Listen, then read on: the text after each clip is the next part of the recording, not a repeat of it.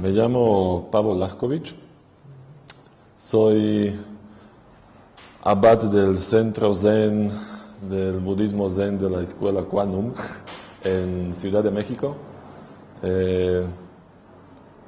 Practico en dicha escuela en los últimos 20 años y básicamente todo en mi vida está de alguna forma siempre ligado con la idea que expresa principalmente el budismo en general, que es la búsqueda de sí mismo. Bien, hace 2500 años, en India, probablemente India del Norte, empieza una historia que, por suerte, tiene continuación hasta hoy el día. Y esta historia trata en torno de un personaje bastante interesante, que fue un príncipe que se llamaba Siddhartha Gautama y que más tarde se convierte en Buda, como todo el mundo hoy en día lo conoce. Buda significa iluminado o despierto, digamos. Entonces, y justo ese es el punto principal de toda esta historia, que justo hace esos 2500 años aparece un personaje que, para no ir muy profundamente a la historia del budismo, o como tratar ahorita de explicar con mucho detalle lo que conocemos o lo que creemos que conocemos de su vida, pero los puntos realmente que se deberían destacar de su historia son que tenía un padre sobreprotector que tenía la idea que tal vez podía evitar el sufrimiento de su hijo, de tal forma que elimina todo lo que se hace viejo, todo lo que se enferma y todo lo que se muere, o por lo menos estos hechos, aparta de su vida. Entonces, el príncipe crece en un paraíso, digamos, creado en el mundo, hasta que un día, justamente en un solo día, se topa con una persona vieja, con una persona enferma y con una persona muerta. Y se da cuenta de que todo lo que había vivido en su vida es nada más una parte, pero de que pasan cosas que no son tan agradables. Y eso lo perturba a tal grado que inicia una búsqueda espiritual que lo lleva, después de muchas experiencias con, digamos, con los maestros o con los guías espirituales de esa época, lo lleva a un momento donde piensa que probablemente probó todo lo que podía encontrar y no le bastaba, o sea, no resolvía el problema porque el ser humano, o tal vez ser vivo, sufre. O sea, ¿de dónde viene el sufrimiento? ¿Por qué sufre? ¿Y cómo acabar ese sufrimiento? Así que la leyenda cuenta que después de muchas prácticas y en la selva y en India, cuando ya no sabe por dónde buscar, está sentado en la orilla del río, donde pasa una lancha, digamos, con un maestro de música, de sitar, con su alumno. Entonces van pasando y él justo oye como el maestro le platica o instruye a su discípulo, a su alumno, de que si quiere tocar el sitar, entonces lo tiene que afinar justo en punto medio. O sea, las cuerdas no deben estar ni muy tensas, pero tampoco flojas, Eso significa que si las tensa mucho se van a romper. Si quedan flojas no van a sonar. Entonces tiene que buscar el término donde la cuerda suena como debe sonar. Y eso le sirvió al Buda como una chispa de arranque, donde él reflexionó de que así fue su vida. O sea, primero vivió en un lujo extraordinario, ¿no? Después de ese lujo pasó a una vida en selva donde hacía prácticas durante cuales casi muere, con duras penas sobrevive. Entonces dice, bueno, pasé de un extremo al otro extremo. Pero según este maestro de la música, el camino está en medio. Entonces, esa reflexión lo lleva a sentarse, según la historia, o según la tradición, bajo un árbol y simplemente se sienta y respira, buscando el camino medio. O sea, ¿cuál es el camino medio entre estos dos extremos? Y bueno, durante una madrugada ve la estrella, se ilumina, lo que quiere decir que, digamos, se encuentra a sí mismo. Y ese encuentro consigo mismo es tan fuerte y tan inspirador que básicamente le revela la naturaleza de todo este universo, donde de repente todas las preguntas quedan respondidas. Y después de esto empieza a enseñar. Esta enseñanza, como ya había dicho, por suerte, perduró y básicamente sigue viva hasta hoy el día. Y ya no nada más en Oriente, igual en Occidente, o sea, como que el budismo o la enseñanza del Buda recorrió todo el mundo y, digamos, inspiró mucha gente precisamente en el sentido de eso, de búsqueda de sí mismo. Bueno, entonces la pregunta es, ¿qué significa la búsqueda de sí mismo? ¿No? O sea, ¿qué se refiere? ¿Cómo se hace? ¿Por dónde empezar? O sea, ¿qué significa?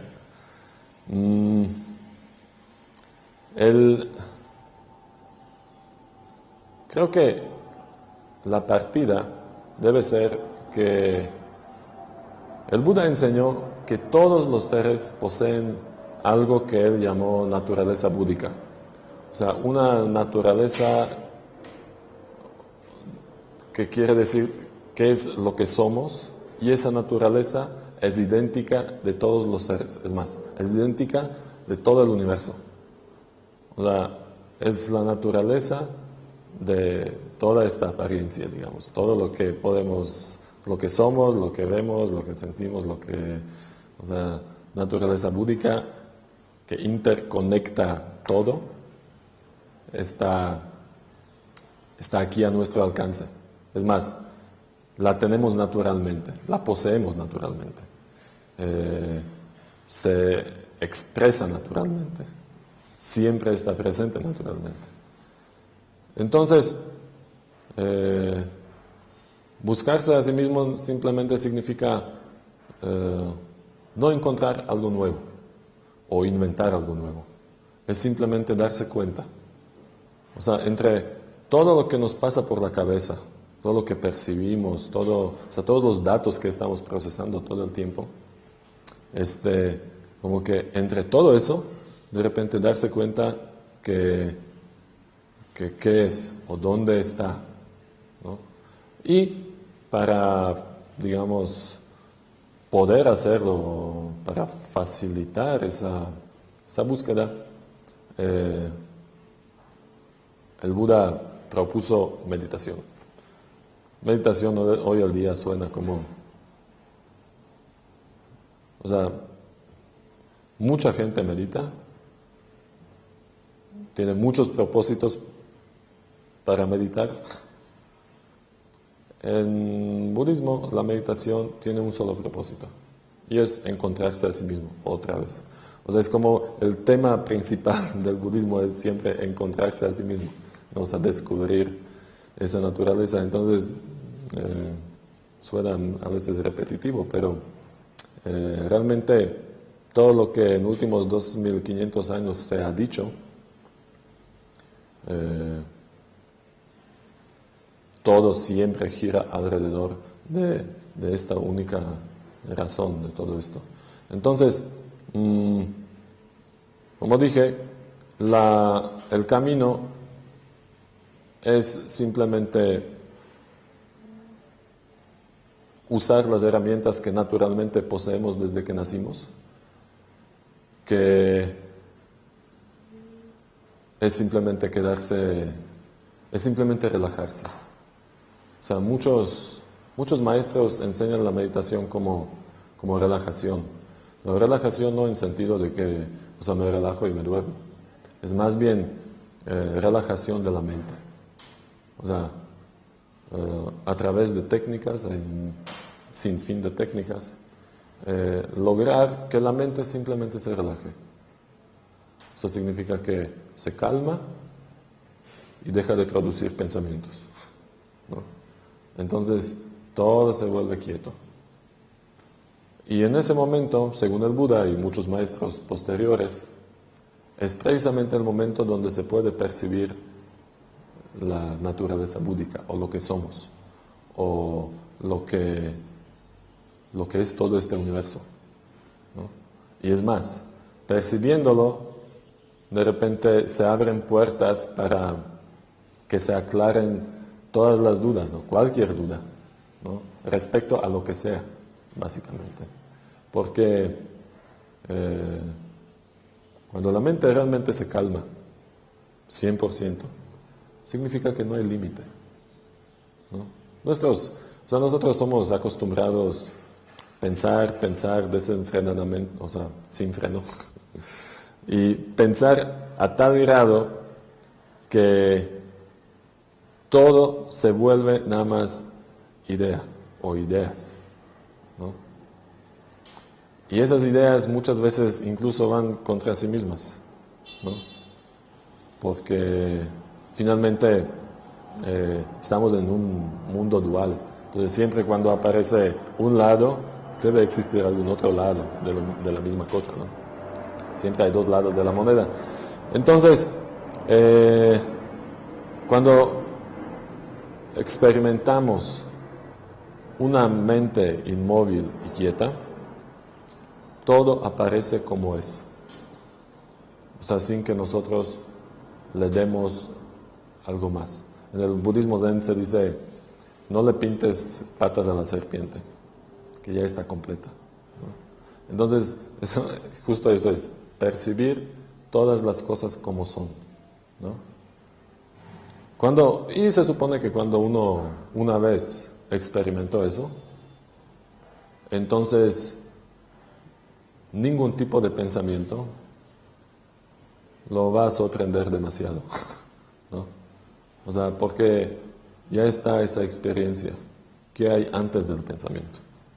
Entonces, a partir de ese momento, no cambia nada realmente. Pero la diferencia tal vez es que es mucho más difícil que las cosas que aparecen en nuestras vidas nos engañen fácilmente, ¿no? Entonces, y tratando de seguir una práctica que está enfocada en este punto del que estoy hablando, todo, digamos, como si se fueran a ir abriendo puertas, ¿no? Entonces, por eso surgen temas como compasión, libertad, ¿no? Hoy el día la libertad de uno ¿no? Es como un tema súper sonado porque el mundo es bastante individualista, ¿no? Entonces, cada uno busca como, ¿cómo puedo ser libre? ¿No? Sin entender qué significa libertad por lo general. Pero la libertad simplemente significa no tener obstáculos. Y los únicos obstáculos que aparecen en la vida humana son los que nosotros creamos durante nuestra vida. O sea, cualquier tipo de idea que tenemos y nos apegamos a esa idea, empieza a crear un obstáculo en nuestra vida, ¿no? A veces eso suena como muy fuerte, en el sentido de que, ¿en sentido de qué? Me trabé. No.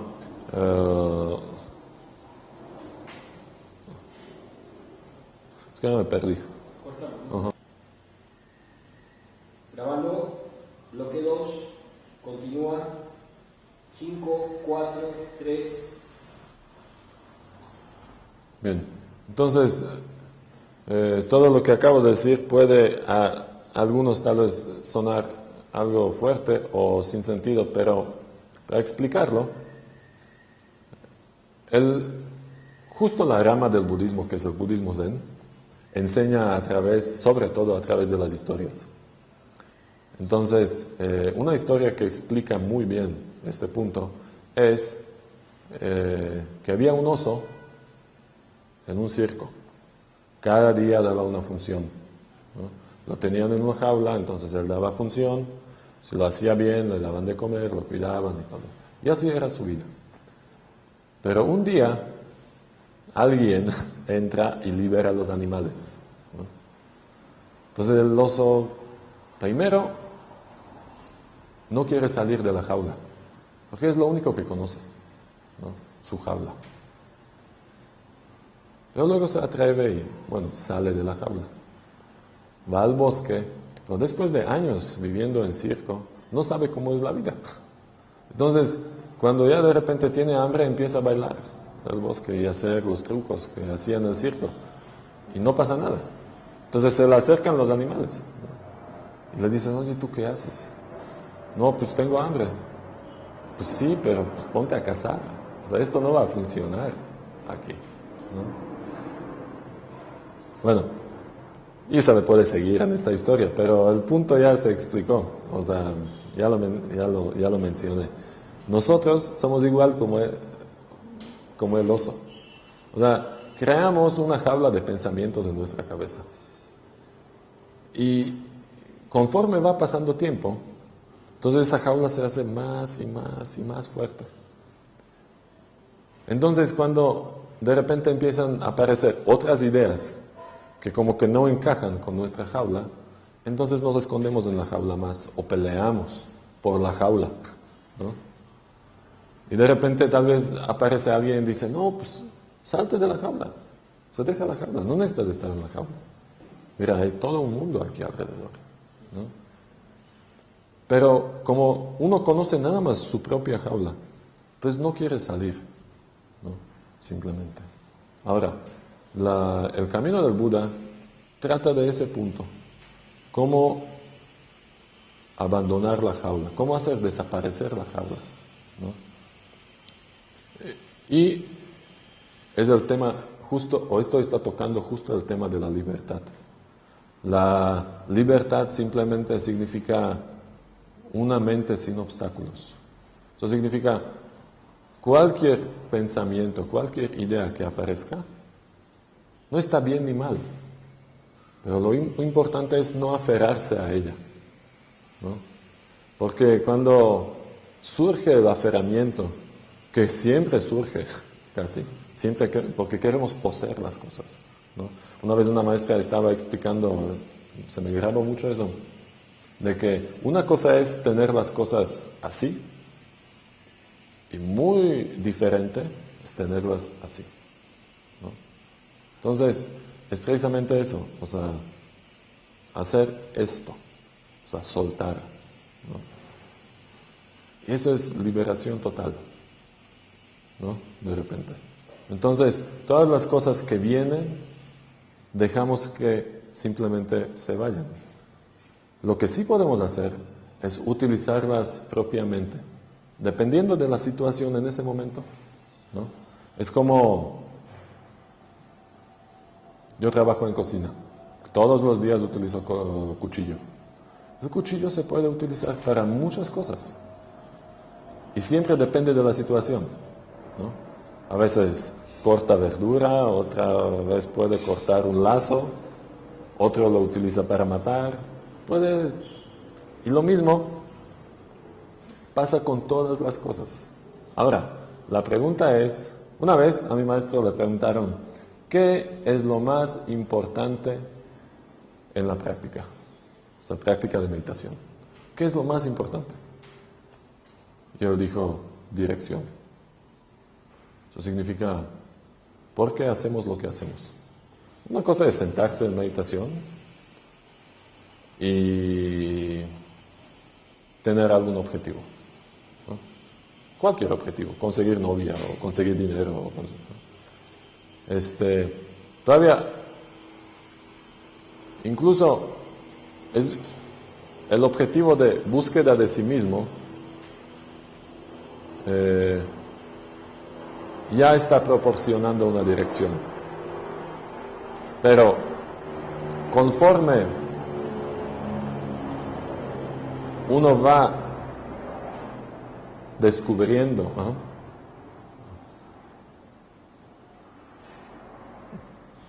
conforme uno va descubriendo cosas en su interior, buscándose a sí mismo, o sea, no enfocándose en algo conseguir, simplemente buscar algo que ni siquiera sabe qué es, cómo es, ¿no?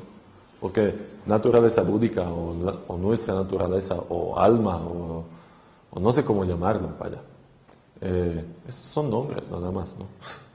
Pero ¿qué hay atrás de ese nombre? O sea, no sabemos. Entonces estamos buscando algo que no sabemos ni cómo se ve, ni cómo huele, ni cómo o sea, nada. Ni si tiene color, no tiene, o qué es, ¿no? Entonces, en el principio puede parecer una búsqueda un poco desesperada, porque es como si uno no conociera color blanco, no sabe cuál es, y lo mandan a comprarlo a una tienda. Entonces, pues, y no hay a quien preguntar, entonces hay que escoger y cuál es, ¿no? Entonces,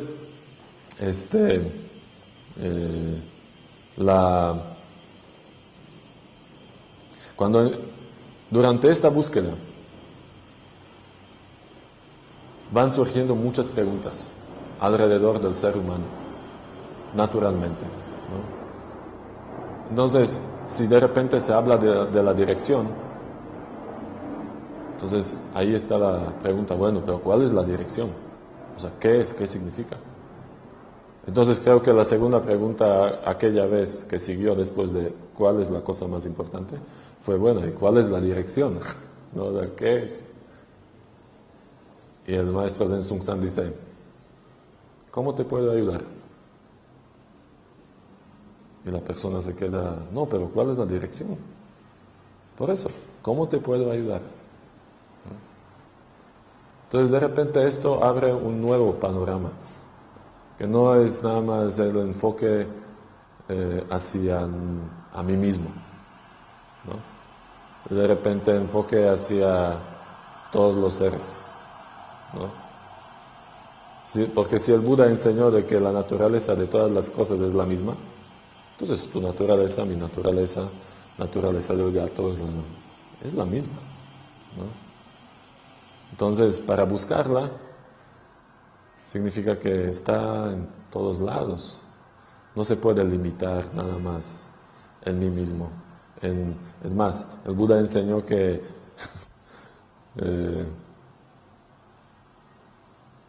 tú en algún momento me mencionabas el tema del ego, ¿no? El Buda enseñó que originalmente no hay ningún yo. O sea, nosotros siempre hablamos yo soy, yo quiero, yo voy a hacer, yo no sé qué, yo, mucho yo por medio. Pero generalmente nadie entiende ese yo. ¿Qué es ese yo? Pero se refiere mucho a ese yo, ¿no? Incluso lo puede describir, ¿no? De alguna forma. Pero generalmente son cosas como, pues yo soy Paul. Pero yo no escogí ese nombre, o sea, cuando nací no tenía nombre, o sea, no salí con etiqueta, ¿no? Soy cocinero, pero tampoco soy cocinero desde que nací, o sea, empezó en algún momento de mi vida. Pero, ¿qué soy antes de todo eso? ¿No? O sea, ese yo, ¿qué es? Entonces hay como mucho pensamiento por medio que es autorreferente y empieza a crear una personalidad en la que creemos generalmente.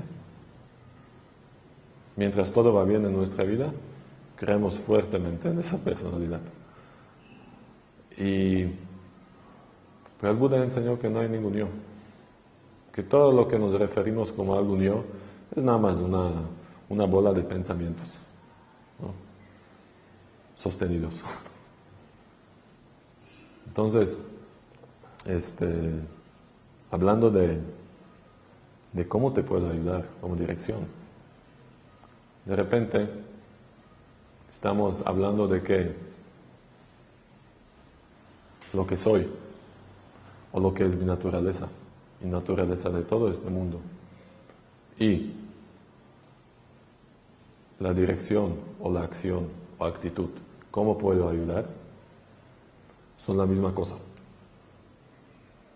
O sea, no, aunque tenga dos nombres, tal vez, pero se vuelve una sola cosa. Eso significa la dirección soy yo, pero tampoco se puede entender,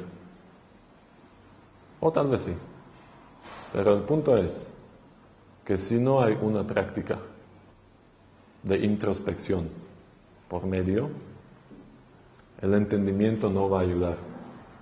Que sí, tal vez el budismo se desarrollaron varias escuelas con pensamientos muy profundos y filosofías bastante bien armadas, y aunque las entendamos bien, a la hora de una decisión que se tiene que ejecutar en un momento y que incluso se dificulta porque supongamos que es una decisión moral, ¿no? Entonces todo ese entendimiento como que no ayuda, porque en ese momento no hay tiempo para pensar. Uno de los ejemplos que se pueden utilizar es un ejemplo suave.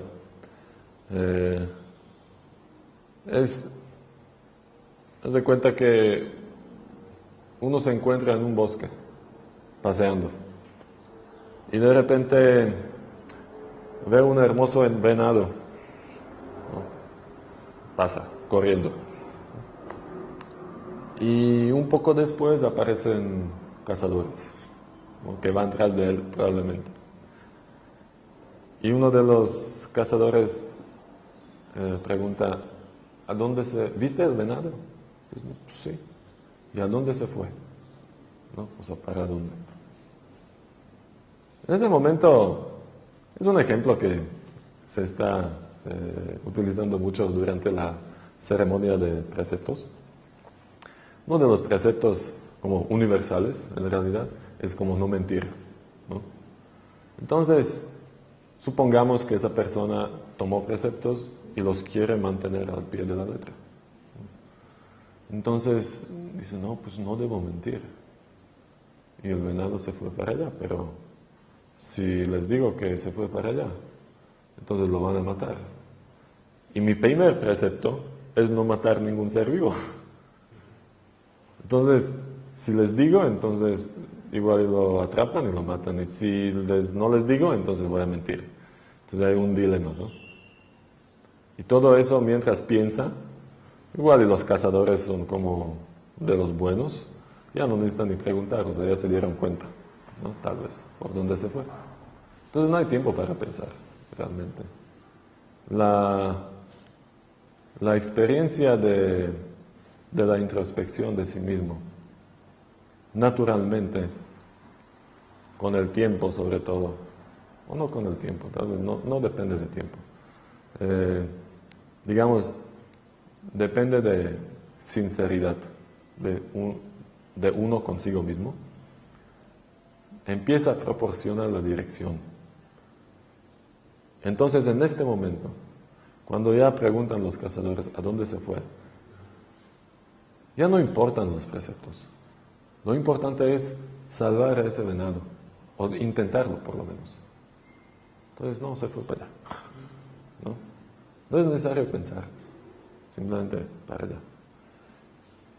Esta es una situación, como ya dije, suave, pero de estas situaciones nos pasan en la vida todos los días, y a todos, a todo el mundo, todo el tiempo, donde tenemos que decidir cosas, ¿no? Entre amigos, entre parejas, en el trabajo, donde sea.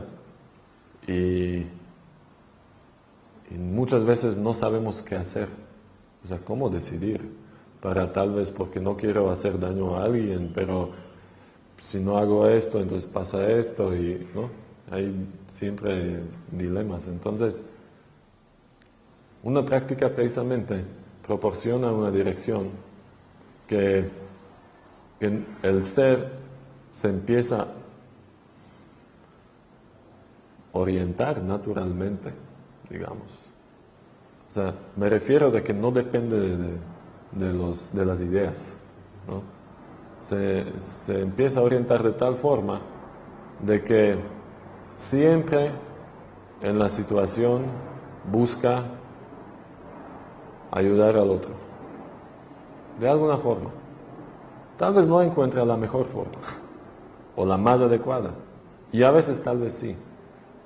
Muchas veces depende. Hay una enseñanza o como parábola que habla de que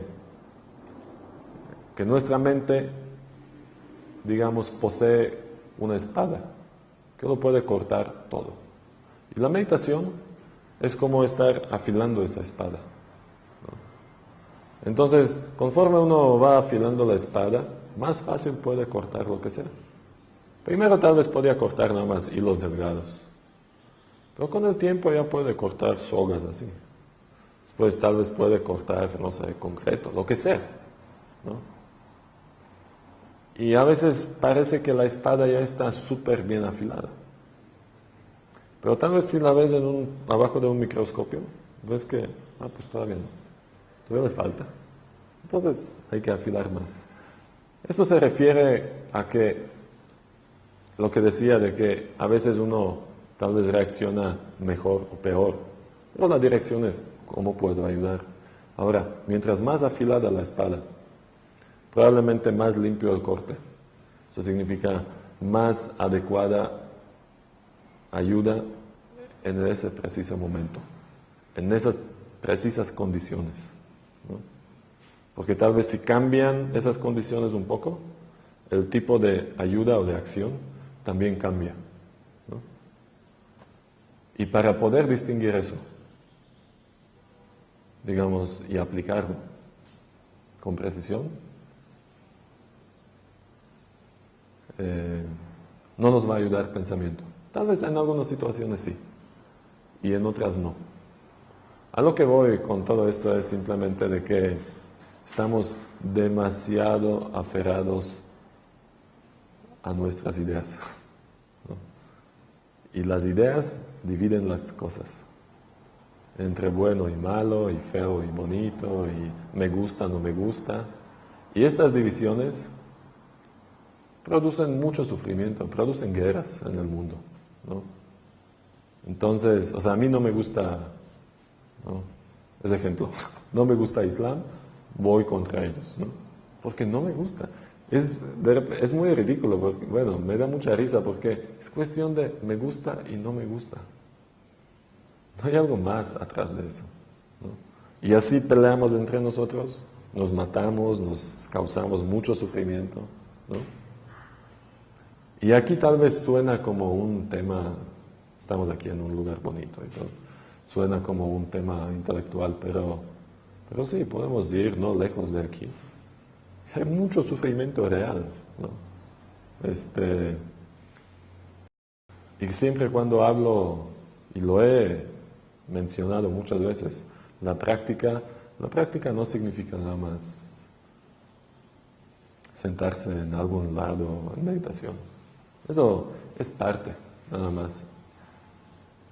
La práctica real significa, en este preciso momento, ¿cómo puedo ayudar? En este momento, y en este momento, y en este momento, ¿no? O sea, cómo uno mantiene su mente en este momento. Porque es lo único que tenemos. No hay más. El pasado, es una idea del pasado, y el futuro todavía no llega. Entonces, otra vez es una idea del futuro. O sea, lo único que realmente hay o tenemos, o lo que experimentamos es este preciso momento. Entonces, si perdemos ese momento, significa que nuestra vida es un sueño nada más. Por eso Buda significa despierto. En budismo se habla de despertar del sueño, ¿no? Bueno, hemos hablado del amor un poco. El amor es buen tema. Todos buscan amor, ¿no? Y siempre, lo que pasa siempre es que con términos no, digamos, no tangibles, digamos, como es el amor, lo que nos sucede que los utilizamos con mucha habilidad, pero por lo general cada persona se imagina otra cosa o algo, ¿vale? Y si realmente se hace una pregunta a alguien o uno a sí mismo, o sea, ¿qué es amor realmente? O sea, ¿qué significa el amor, ¿no? Entonces empieza como ese problema de que, bueno, pues el amor es, y uno se da cuenta que tiene que empezar a pensar y pues, a ver. Incluso se sorprende de que los pensamientos que surgen tal vez no lo convencen de repente, ¿no? A mí me encanta, otra vez una historia, me encanta la historia en una entrevista entre un maestro y un discípulo suyo. El discípulo pregunta: maestro, ¿qué es amor? Y el maestro dice: ¿no lo sabes? Y él dice: no. Entonces el maestro contesta: tú me preguntas, yo te contesto. Ese es el amor.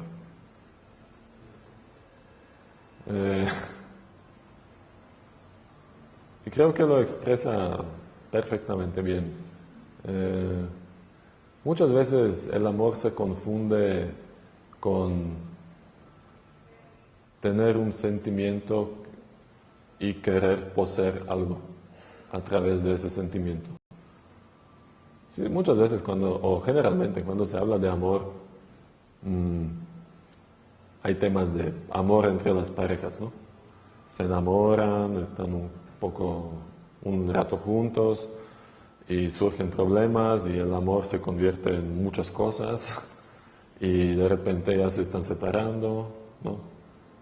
Hay un pleito por medio, tal vez un psicólogo, ¿no? Entonces de repente, en el principio hubo un sentimiento, una emoción, que se va convirtiendo en muchas cosas. Y normalmente, o la experiencia es que lo que pasa es que uno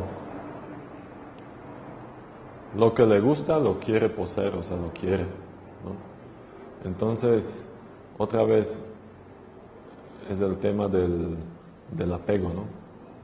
Del aferramiento y del tema me gusta, no me gusta.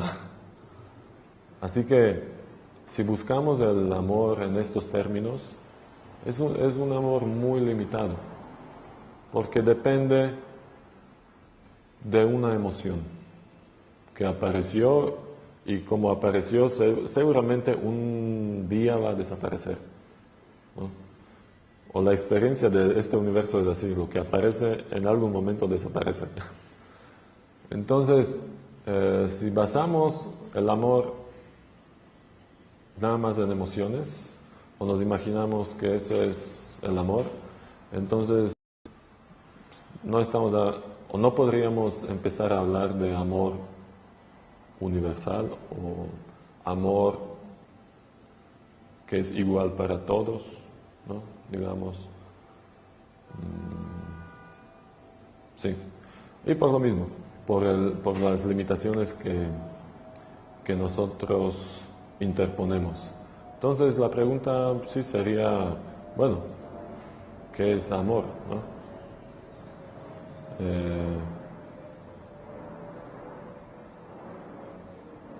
Y encuentro la respuesta de aquel maestro perfecta. Y en este momento creo que sirve igual. Simplemente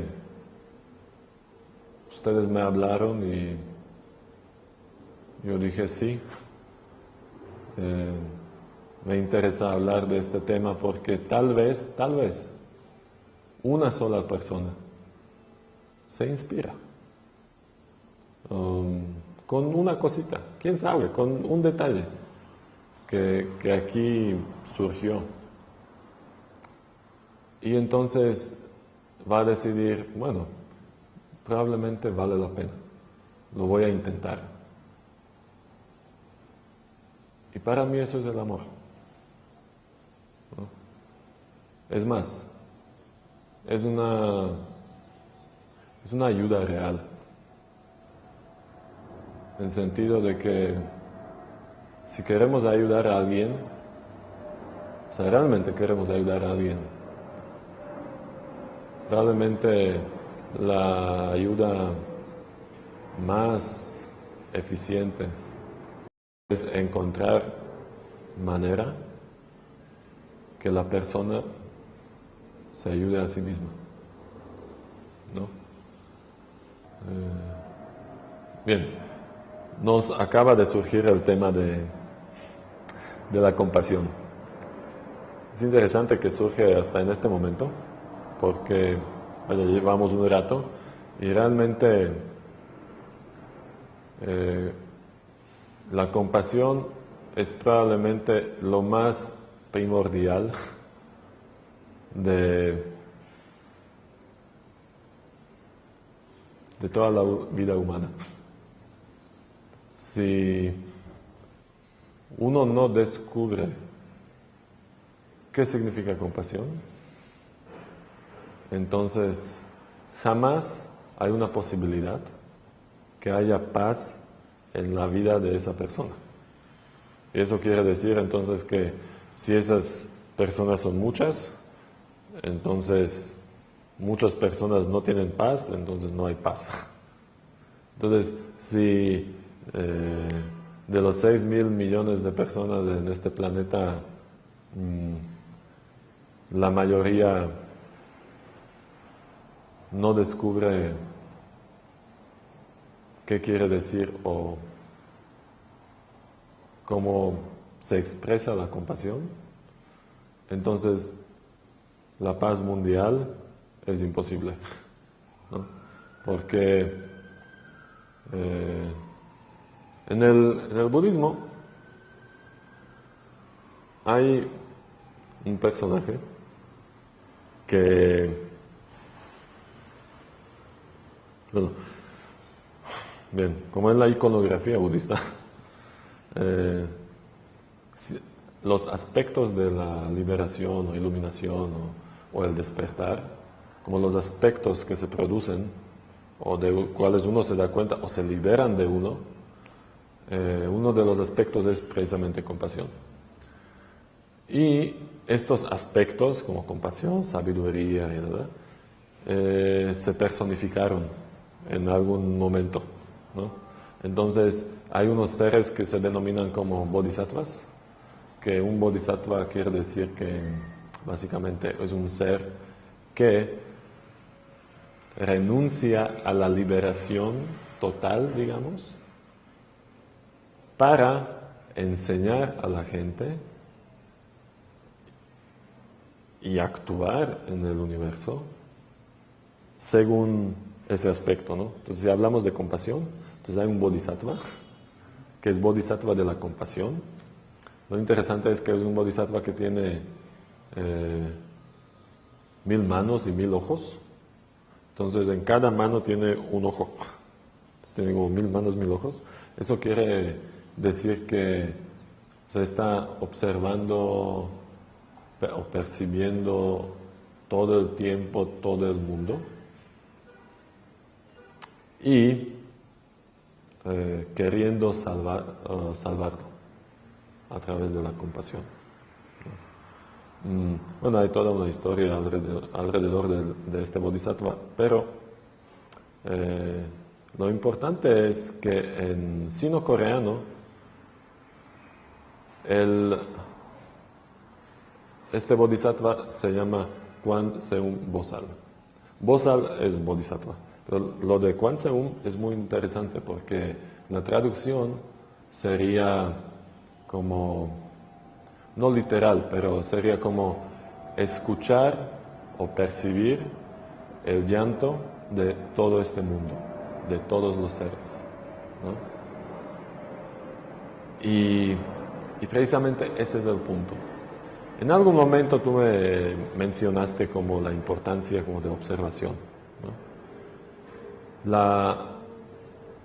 Y esto lo que acabo de decir justo implica la observación. Eso significa que si nosotros estamos enfocados nada más en sí mismo todo el tiempo, no podemos escuchar, ver claramente. O sea, no podemos percibir este mundo claramente. Entonces no podemos responder claramente hacia este mundo. Así que si realmente uno quiere ayudar a este mundo y a estos seres, entonces, para empezar, tiene que poner atención y observar, simplemente percibir. Entonces, de repente, con el tiempo, de hecho es casi una habilidad que se desarrolla, en sentido, más bien se libera o se abre. La experiencia es que muchas veces hablar no es importante. Simplemente percibiendo la situación concreta, con una persona concreta, con el ambiente concreto, está claro. Porque el poder de la observación y de la percepción es tan fuerte, tan libre, que si hay algún problema, ese problema en ese momento está expuesto. No es necesario que alguien diga algo, ¿no? Y entonces es posible actuar en ese momento, ¿no? Sin controlar. No importa si me gusta, no me gusta, porque somos humanos. Es que ahorita me doy cuenta que muchas cosas que acabo de decir o que dije durante la entrevista, pareciera como conseguir alguna perfección, ¿no? En observación y en cómo ayudar y en situación exacta, respuesta exacta, ¿no?